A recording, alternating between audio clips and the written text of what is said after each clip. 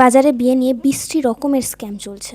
ছোটবেলা থেকে আমি একটা কথা হামেশাই শুনে আসছি, এখন কিছু করতে হবে না, যা করার বিয়ের পর বরের সাথে করবে, যা পড়ার বরের কাছে গিয়ে পড়বে, যেখানে যাওয়ার বরের সাথে যাবে, যেখানে খুশি তুমি চলে যাও, নিজের বাড়ি থেকে কোথাও তোমাকে যেতে দেওয়া হবে না, যেখানে খুশি যখন খুশি তুমি যেতে পারবে শুধুমাত্র তোমার বরের সাথে। ছোটবেলায় এই কথার পরিপ্রেক্ষিতে বলার মতো কোনো কথা আমার কাছে থাকতো না, কিন্তু বর্তমানে এই বিষয়টা রীতিমতো আমাকে ভাবাচ্ছে। আশেপাশে যাদেরকে দেখতে পাচ্ছি তাদের মধ্যে বেশিরভাগ মেয়েরা পরিবারের শান্তি বজায় রাখার জন্য চুপচাপ মেনে নেয় সব কিছু, কারণ সেটা তাদের শ্বশুরবাড়ি। কিন্তু সে কি আসলেই সেটা ডিজার্ভ করে? আচ্ছা, এবার একটা ব্যাপার বলো তো, যদি শ্বশুরবাড়ির লোকেরা নিজেরা বেঁকে বসে, তারা যদি উল্টে এই কথাটা বলে তাকে যে বাপের বাড়ি থাকতে যা করেছো করেছো, শ্বশুরবাড়িতে এসব করা যাবে না, এটা তোমার নিজের বাড়ি নয়, এই বাড়ির নিজস্ব একটা নিয়ম আছে, তুমি এই বাড়িতে যা খুশি তাই করতে পারবে না, তখন মেয়েটা কোথায় যাবে? এবার যদি নিজের মা বাবাকে জানাই, তখন তার মা বাবা কি বলে?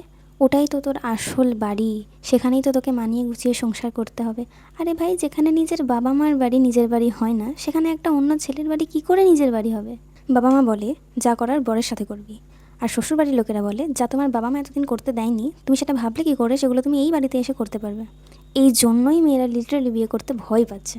এই জন্যই মেয়েরা এখন আর্থিকভাবে সক্ষম হতে চাইছে আগে, তারপর বিয়ে করার কথা চিন্তা করছে, যাতে পরবর্তী ক্ষেত্রে কোনো মতামত দেওয়ার আগে কারোর অনুমতির প্রয়োজন না পড়ে। কোন মেয়ে চায় নিজে সুন্দর করে গুছিয়ে সংসার করা থেকে বিরত থেকে আর্থিকভাবে নিজে সক্ষম হতে? তার কাছে একটা অপশান রয়েছে, সে নিজে সুন্দর করে গুছিয়ে সংসার করতে পারতো, কিন্তু তাকে সেই সম্মানটাই কোনোদিনও দেওয়া হয়নি, বা হয়তো খুব কম দেওয়া হয়েছে, বেশিরভাগ সময়ই দেওয়া হয় না। অধিকাংশ ক্ষেত্রেই একটা মেয়ে তার নিজের প্রাপ্য সম্মান পেয়ে ওঠে না। অনেক মেয়েরা আজ নিজে কিছু না করে অন্যের বাড়িতে যেতে চাইছে না।